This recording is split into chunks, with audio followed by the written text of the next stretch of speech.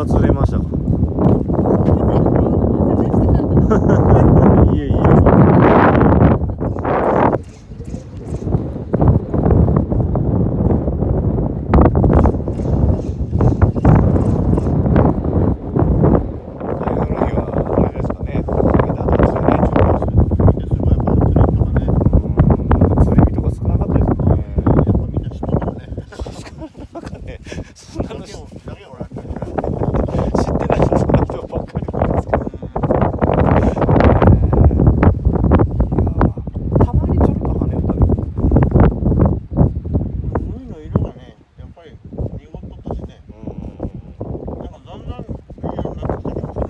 そうなんですよね。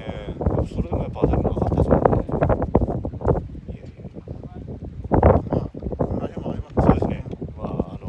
不敗神話はここで終わるみたいな。これからも精進していきたいと思います。まだね、記録はね、途切れますから、ね。途切れました。またこれからまた作っていけばいい。そうですね。これからまた作っていきます。